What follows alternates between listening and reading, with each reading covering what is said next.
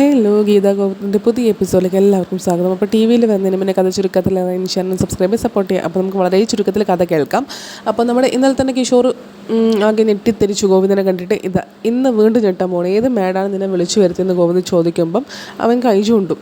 ഗീതയാണെന്നാണ് അവൻ്റെ വിചാരം, പക്ഷേ അവർണികയാണെന്ന് നമുക്ക് എല്ലാവർക്കും മനസ്സിലായി. അങ്ങനെ തിരിഞ്ഞു നോക്കുമ്പോൾ അവർണിക. അപ്പോൾ അത് കണ്ട് കിഷോർ ഭയങ്കരമായിട്ട് ഞെട്ടും. അപ്പം തന്നെ അവർണിക ഇങ്ങനെ വിഷമത്തോടെ ആണെങ്കിലും അടുത്ത് വന്നിട്ട് അവനിങ്ങനെ നീ ഭയങ്കര എന്താ പറയുക കൊടും ചതിയനാണ്, നീ ഇനി ജീവിച്ചിരിക്കാൻ പാടില്ല, ഈ ലോകത്ത് നീ ഉണ്ടാവാൻ പാടില്ല എന്ന് പറഞ്ഞിട്ട് അവനിങ്ങനെ ഒരു അടി കൊടുക്കും, മുഖത്ത് അടി കൊടുക്കും. എന്നിട്ട് ഗോവിന്ദ് സാർ ഇങ്ങനെ പറയും, അതായത് നീ ഇത് ഗീതുവിന് വിധിച്ച വലയല്ല, ഇത് ഞങ്ങൾ നിനക്കൊരുക്കിയൊരു കെണിയാണ് എന്നിങ്ങനെ പറയാണ്. അപ്പോൾ കിഷോറൊക്കെ ആകെ എന്താ പറയുക ഞെട്ടിത്തരിക്കും. ഇനി എന്ത് ചെയ്യണമെന്ന് ഞങ്ങൾ തീരുമാനിക്കും, നിനക്ക് എന്ത് ശിക്ഷ വിധിക്കണമെന്ന് ഞങ്ങളാണ് ഇനി തീരുമാനിക്കുന്നതെന്ന് പറയും കിഷോറിനോട് ഗോവിന്ദ്. അതുപോലെ തന്നെ അവർണികയും പറയും, നിനക്ക് ഞങ്ങൾ വിധിക്കുന്നതൊരു പരസ്യമായ ശിക്ഷയാണ്, നീ ഗീതാഞ്ജലിയോട് മാപ്പ് പറയണം, അവളിങ്ങനെ കളങ്കപ്പെടുത്താൻ നോക്കിയതിൽ നീ മാപ്പ് പറയണം, ഇങ്ങനെ പരസ്യമായിട്ട് മാപ്പ് പറയണം എന്നൊക്കെ ഇങ്ങനെ കിഷോറിനോട് അവർണിക പറയും. പക്ഷേ കിഷോറിന് അതൊന്നും തയ്യാറല്ല. കിഷോർ വേഗം അവൻ്റെ പോക്കറ്റിൽ ഒരു ഗണ്ണുണ്ടായിരുന്നു, അവർണിക അന്ന് കയ്യിൽ പിടിച്ചില്ലേ, ആ ഗണ്ണെന്നെ കയ്യിലുണ്ടായിരുന്നു. എന്നിട്ട് ഇങ്ങനെ അങ്ങനെ എന്നെ ചതിച്ചിട്ട് എന്നെ ചതിയിലാക്കിയിട്ട് ആരും അങ്ങനെ രക്ഷപ്പെടാൻ പോകുന്നില്ല എന്നിട്ട് അവർണികയും ഗോവിന്ദ് സാറിൻ്റെ നേരെ ഇങ്ങനെ തോക്ക് ചൂണ്ടും. ഇന്നത്തോടെ എല്ലാം അവസാനിക്കാം, ഇപ്പം നിങ്ങൾ രണ്ടാളും മാത്രമേ ഇവിടെ ഉള്ളൂ, മാത്രം പോരായിരുന്നു, അവളും കൂടെ ഇവിടെ വേണമായിരുന്നു, എവിടെ അവൾ, ഗീതു എവിടെയെന്ന് ഇങ്ങനെ ചോദിക്കും ഗോവിന്ദ് സാറിനോട്. അപ്പോൾ ഗീതു നേരെ താഴെയാണുള്ളത്, നമ്മുടെ വരുണിൻ്റെ അടുത്താണുള്ളത്. വരുണും സുവർണയും കൂടെ പുറത്താണുള്ളത്. ഇത്രയും സമയം ആയല്ലോ, അവർക്കൊരു എന്തോ ഒരു ഡൗട്ട് അടിച്ചു, എന്തോ നടന്നിട്ടുണ്ടെന്ന് തോന്നുന്നു, നമുക്ക് ഉള്ളിൽ കയറി നോക്കാമെന്ന് പറഞ്ഞിട്ട് ഇങ്ങനെ ഉള്ളിലേക്ക് പോകാൻ നോക്കി. അപ്പോൾ ഡോർ ക്ലോസ്ഡ് ആണല്ലോ. അപ്പോൾ വരുണ് പറഞ്ഞു, ഞാൻ ഇത് ചവിട്ടി പൊളിക്കാം, നീ അങ്ങോട്ട് മാറി നിൽക്കുന്നുണ്ട്. ഡോറിങ്ങനെ തല്ലി പൊളിച്ചിട്ട് അകത്തേക്ക് കയറും. പക്ഷേ തല്ലി പൊളിക്കേണ്ട ആവശ്യമില്ലായിരുന്നു, ഡോർ ആരാ തുറന്നിട്ടത്, ഓപ്പൺ ആക്കി വെച്ച് നിൽക്കിങ്ങനെ ചോദിക്കും. അവൻ ശക്തി കൊടുത്തപ്പോൾ ആ ഒരു ശക്തിയിൽ ഉള്ളിലേക്ക് വീണുപോയി വരുണ്. അപ്പോൾ കൈ വേദന എടുത്തു. അവനങ്ങനെ നിലത്ത് വീണ് കിടക്കുമ്പോൾ തന്നെ നമ്മുടെ ഗീതു മേലിൽ നിന്ന് ഇറങ്ങി വരുന്ന പോലെ വന്നിട്ട് ഇങ്ങനെ അവൻ്റെ മുന്നിൽ ഡ്രാമ കളിക്കും. വരുണേട്ട എന്നെ രക്ഷിക്കണം, കിഷോർ ഇവിടെ ഉണ്ട്, എന്നെ ചതിയിലാക്കുക, എന്നെ അവൻ എന്താ പറയുക ചതിക്കും കളങ്കപ്പെടുന്നൊക്കെ പറഞ്ഞിട്ട് രക്ഷിക്കണം എന്ന് പറഞ്ഞിട്ട് ഗീതു ഇങ്ങനെ ഡ്രാമ കളിക്കും. ഇവർ തമ്മിലുള്ള കോൺവെർസേഷൻ നമ്മുടെ സുവർണ വീഡിയോ എടുക്കും. അപ്പോൾ വരുൺ ഇങ്ങനെ പറയും, മതിയടി, നിൻ്റെ നാടകം മതി, ഞങ്ങൾക്കെല്ലാം മനസ്സിലായി, നിങ്ങളെ രണ്ടാളെയും ഇവിടെ നിന്ന് പിടിച്ചതാണ്, ഇപ്പോൾ കള്ളം പൊളിയോ നായപ്പോൾ ഞാൻ പിടിച്ചപ്പോൾ കള്ളം പൊളിയോ നായപ്പോൾ നീ എൻ്റെ മുന്നിൽ അഭിനയിക്കുന്നോ, മതിയടി, ഇനി രണ്ടാളും കൂടെ വരണം, മമ്മിയും ഗോവിന്ദേട്ടനും കൂടെ വരണം, അപ്പോൾ ഈ നാടകം അവസാനിക്കും, അവർക്ക് മനസ്സിലാവും. വാതിലിന് ചെറുങ്ങനെ ഓപ്പൺ ആയിട്ടുള്ളത്. സുവർണയോട് പറയും, നീ ആ വാതിലടക്കി, അല്ലെങ്കിൽ ഇവൾ ഓടിപ്പോവും, അത് ശരിയാവില്ല, ഗോവിന്ദേട്ടൻ കാണട്ടെ വരട്ടെ എന്നൊക്കെ പറഞ്ഞിട്ട്. അപ്പോൾ ഗീതുവാണെങ്കിൽ അവിടെ നിന്ന് വീണ്ടും, ഇല്ല എന്നെ വിശ്വസിക്കുക, അവൻ പറഞ്ഞതൊക്കെ കള്ളാണ്, എന്നെ ചതിയിൽ പെടുത്തിയതാണ്, എന്നെ വിശ്വസിക്കുക വരണേട്ടെന്നൊക്കെ പറഞ്ഞിട്ട് ഗീതു ഇങ്ങനെ എന്താ പറയുക പറഞ്ഞുകൊണ്ടിരിക്കും. വരുണ് ഇങ്ങനെ ഇതാക്കിക്കൊണ്ടേ നിൽക്കും, വെറുതെ കള്ളം പറയേണ്ട, നിൻ്റെ കള്ളക്കളി ഇന്നത്തോടെ പൊളിഞ്ഞു, നീ ഇന്നത്തോടെ നിന്നു പോയി എന്നൊക്കെ പറഞ്ഞിട്ട് ഇങ്ങനെ പറയും. മേലെ നടക്കുന്നത് തോക്ക് ചൂണ്ടെടുത്തല്ലേ ഉള്ളത്. എന്നിട്ട് പെട്ടെന്ന് ഇവനിങ്ങനെ എന്താ പറയുക തോക്ക് പിടിക്കാൻ നോക്കും. അവർണിക ബാക്കിൽ നിന്ന് വന്നിട്ട് ആദ്യം തോക്ക് പിടിക്കും, എന്നിട്ട് ഗോവിന്ദ് സാറും പിടിക്കും. അങ്ങനെ രണ്ടാളും കൂടി ഇങ്ങനെ പിടിച്ച് വയ്യ കിഷോറിൻ്റെ അടുത്ത് തന്നെ തോക്കാവും. ഇവർ രണ്ടാളും കൂടെ അവൻ ഉന്തിയിടും അങ്ങോട്ടേക്ക്. എന്നിട്ട് ഇങ്ങനെ രണ്ടാളെയും നേർക്ക് തോക്ക് ചൂണ്ടും. എന്നിട്ട് പറയും, ഇന്നത്തോടെ നിങ്ങൾ അവസാനിക്കാൻ പോവുകയാണ്, ഈ റൂമിൽ നിങ്ങൾ രണ്ടാളുടെയും ബോഡി ഉണ്ടാവാൻ പോവുകയാണ്. എന്നിട്ട് അവനൊരു കള്ളക്കഥ ഉണ്ടാക്കും. അതായത് സ്വന്തം ഭർത്താവിൻ്റെ അവിഹിതം കണ്ടുപിടിച്ച ഭാര്യ കാമുകിയെയും ഭർത്താവിനെയും കൊന്നു ഉള്ളതാണ് നാളത്തെ പത്രത്തിലെ ന്യൂസ് വരിക എന്ന് പറയും. എന്നിട്ട് ഗീതു ഇതറിഞ്ഞിട്ട് മനമെടുത്തിട്ട് അവൾ ആത്മഹത്യ ചെയ്യും. ഇതാണ് സംഭവിക്കാൻ പോകുന്നത്, ഇന്ന് തന്നെ നിങ്ങൾ മൂന്നാളും ഇല്ലാണ്ടാവും എന്നിങ്ങനെ കിഷോർ പറയാം. ഗുഡ് ബൈ എന്ന് പറഞ്ഞിട്ട് അവനിങ്ങനെ തോക്ക് പൊട്ടിക്കാൻ നോക്കും. അപ്പോഴാണ് അജാസിൻ്റെ എൻട്രി. അജാസ് ഒരു ചവിട്ട് അങ്ങ് കൊടുക്കും, അവൻ അങ്ങോട്ടേക്ക് ഉരുണ്ടിട്ട് അങ്ങോട്ടേക്ക് വീഴും.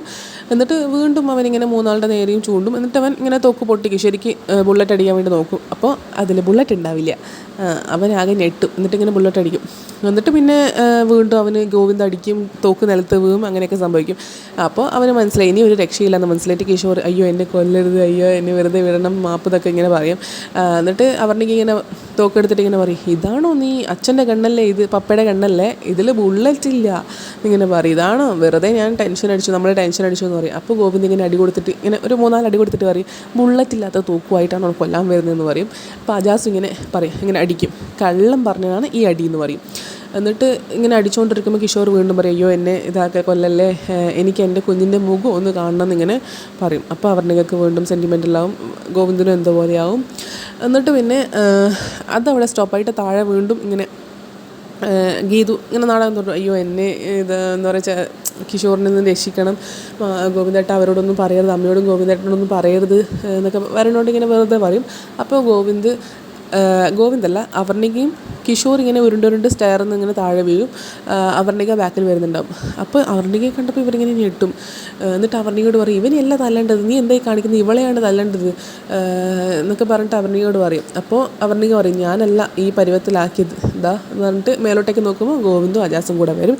എന്നിട്ടിങ്ങനെ വരുണോട് ഇങ്ങനെ പറയും, ഇപ്പോൾ ഏട്ടന് മനസ്സിലായില്ലേ, വരണിങ്ങനെ ഗോവിന്ദനോട് പറയും, ഏട്ടന് മനസ്സിലായില്ലേ, ഇവരെ കള്ളക്കളി മനസ്സിലായില്ലേ, ഞാൻ അത് കയ്യോടെ പൊക്കിയിട്ടുണ്ട്, തെളിവുകളുണ്ട് എന്നൊക്കെ പറഞ്ഞിട്ട് ഇങ്ങനെ പറയും. പക്ഷേ ഗോവിന്ദ് നേരെ വരണിന് ഒരു അടി കൊടുക്കും. എന്നിട്ട് ഏട്ടൻ എന്തിനാ എന്നെയല്ല തല്ലേണ്ടത്, ഇവക്കാണ് തല്ല് കൊടുക്കേണ്ടത്, ഞാൻ ഇവരുടെ ഇത് കയ്യോടെ പൊക്കിയതാണ്, ഇവളെന്ത് ന്യായീകരണം ഇതിന് തന്നതെന്ന് എനിക്കറിയില്ല, ഏട്ടൻ എന്തോ പറഞ്ഞ് ഇവർ വിശ്വസിപ്പിച്ചിട്ടുണ്ട്, അതാണ് ഇങ്ങനെ ശരിക്കും പറഞ്ഞാൽ ഇവർ രണ്ടാളും കൂടെ തെറ്റ് ചെയ്തത് എന്നൊക്കെ പറഞ്ഞിട്ട് ഇങ്ങനെ വരുണ് പറയും. അപ്പോൾ ഗോവിന്ദ് പറയും, എല്ലാം അറിഞ്ഞിട്ട് തന്നെയാണ് ഞാൻ വന്നത്, നീ മിണ്ടാതിരിക്കുന്നു ഇങ്ങനെ പറയും. അപ്പോൾ എന്നിട്ട് ഗീതു ഇങ്ങനെ എല്ലാം പറഞ്ഞു കൊടുക്കും.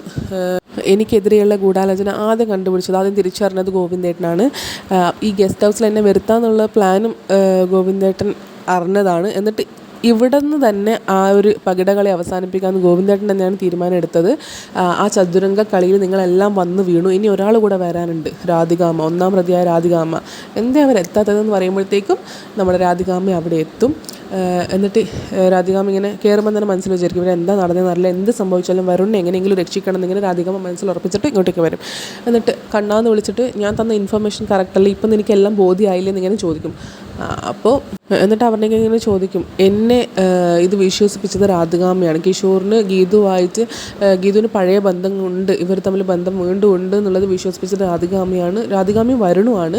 എന്നെ ഇങ്ങനെ വിശ്വസിപ്പിച്ചവർക്ക് ഗോവിന്ദ് സാർ നൽകുന്ന ശിക്ഷ എന്താണെന്ന് ഇങ്ങനെ ചോദിക്കും. ഇതിപ്പം നമ്മളതൊന്നും വിശ്വസിക്കാത്തത് കൊണ്ടല്ലേ ഇതിങ്ങനെ അവസാനിച്ചത്, അല്ലായിരുന്നെങ്കിലോ സ്വന്തം ഭർത്താവ് ഉള്ളപ്പോൾ സ്വന്തം കാമുകൻ്റെ കൂടെ ഒളിച്ചോടി പോയി എന്നുള്ള പേര് ദോഷം, എന്താ പറയുക, ഒരു ചീത്ത സ്ത്രീയായിട്ട് ഗീതുവിന് മുദ്ര കുത്തില്ല ഈ ആളുകളൊക്കെ, ആ ഒരു പേര് ദോഷം അതൊന്നും ജീവിതകാലം മൊത്തം മാറില്ല. അപ്പോൾ ഇതിനൊക്കെ എന്താണ് ഒരു പരിഹാരം, എന്താണ് ശിക്ഷ കൊടുക്കുന്നതെന്ന് ചോദിക്കും ഇവർക്ക്. അപ്പോൾ നമ്മുടെ രാധികാമ്മ ആരാ മോള്, രാധികാമ്മ എക്സ്കേപ്പായി എങ്ങനെയെങ്കിലും. അപ്പോൾ രാധികാമ്മ ഇങ്ങനെ ചോദിക്കും, ഞാൻ തന്ന ഇൻഫർമേഷൻ കറക്റ്റ് അല്ലേ കണ്ണാൻ ചോദിക്കും. അപ്പോൾ ഗോവിന്ദ് പറയും ഇങ്ങനെ, ആ അമ്മ കറക്റ്റാണ്. എന്നിട്ട് ഗീതോട് ഇങ്ങനെ പറയും, നീ തെറ്റിദ്ധരിച്ചതാണ് രാധികാമ്മയും വരുണിനെയും, കിഷോറാണ് നീയായിട്ട് ബന്ധമുണ്ട് എന്ന് പറഞ്ഞിട്ട് ഇവരെ വിശ്വസിപ്പിച്ചത് കിഷോറാണ്, ഇവർ അതിൽ വിശ്വസിച്ച് പോയി, അതാണ് ഇവർ ചെയ്ത തെറ്റ്, അവൻ പറയുന്നത് ഇവർ വിശ്വസിച്ച് പോയി, അതാണ് ഇവർ ചെയ്ത തെറ്റ്, അല്ലാതെ ഇവരല്ല എന്ന് പറയും. അപ്പോൾ ഗീത പറയും, കണ്ണേട്ടിന് തെറ്റിതാണ്, ഇനിയെങ്കിലും വിശ്വസിക്കുക, കിഷോറല്ല, ഇവർ രണ്ടാളും കൂടിയാണ് കിഷോറിനെ ഇങ്ങനെ നമ്മളെ വിശ്വസിപ്പിക്കാൻ പറഞ്ഞത് എന്ന് പറയും. അപ്പോൾ ഗോവിന്ദ് സാർ പറഞ്ഞു, നിൻ്റെ തെറ്റിദ്ധാരണ മാറ്റേണ്ട സമയമായി, ഇവിടെ വരുന്നതിന് മുന്നേ എന്നെ അമ്മ വിളിച്ചിരുന്നു എന്ന് പറഞ്ഞിട്ട് ആ ഫ്ലാഷ് ബാക്കിൽ വെക്കും. എന്നിട്ട് അമ്മ ഇങ്ങനെ കാഞ്ചന അവിടെ വരും. എന്നിട്ട് കാഞ്ചന ചോദിക്കും, വരുൺ സാർ അങ്ങോട്ടേക്ക് ഗസ്റ്റ് ഹൗസിലേക്ക് പോയോ എന്ന് ചോദിക്കും. അപ്പോൾ രാധികാമ്മ ഇങ്ങനെ പറയും, വരുണോ ഇന്ന് ഗീതു അല്ലേ പോകുന്നുള്ളൂ ചോദിക്കും. അപ്പോൾ ഈ ഗീതു പാപ്പ മാത്രമല്ലല്ലോ, ഗോവിന്ദ് മാമനും കൂടെ പോകുന്നില്ലേ, ഇന്ന് പലരും ഗസ്റ്റ് ഹൗസിലുണ്ടാവുമെന്ന് ഗീതുപ്പാപ്പ പറഞ്ഞിരുന്നു എന്ന് പറയും. ഇന്ന് ക്ലീനിങ് ആണ്, ഞാനും കൂടെ പോട്ടെന്ന് ചോദിച്ചപ്പോൾ വേണ്ടാന്ന് പറഞ്ഞു. അതെന്തിനാണെന്നറിയോ, അവർക്ക് രണ്ടാക്കും സ്വസ്ഥമായിട്ട് റൊമാൻസ് ചെയ്യാനെന്നൊക്കെ പറഞ്ഞിട്ട് ഇങ്ങനെ കാഞ്ചന അങ്ങനെ പറയും. പക്ഷേ നമ്മുടെ രാധികാമ്മയ്ക്ക് അത് കത്തും, ഗീതുവിൻ്റെ കൂടെ ഗോവിന്ദും കൂടെ ഉണ്ടെങ്കിൽ എല്ലാ പണിയും പാളും, നമുക്കെതിരെ പണി കിട്ടും എന്ന് പറഞ്ഞിട്ട് നമ്മുടെ വരുണിനെ ഇങ്ങനെ വിളിച്ചുകൊണ്ടിരിക്കും. പക്ഷേ വരുണിൻ്റെ ഫോൺ ചാർജ് ചെയ്തതുകൊണ്ട് കാറിൽ ചാർജ് ചെയ്യാനിട്ടിട്ടാണുള്ളത്, വരുൺ അടിക്കില്ല. അപ്പോൾ ഇനി ഒരൊറ്റ വഴിയേ രക്ഷപ്പെടാനുള്ളൂ എന്ന് പറഞ്ഞിട്ട് ഗോവിന്ദിനാണ് രാധികാമ്മ വിളിക്കുക. പക്ഷേ ഇന്ന് എന്താ സംസാരിക്കുന്നത് കാണില്ല, ഇന്ന് അവിടെ എപ്പിസോഡ് കഴിഞ്ഞു. അപ്പോൾ ഇത്രയേ ഉള്ളൂ. Thank you so much.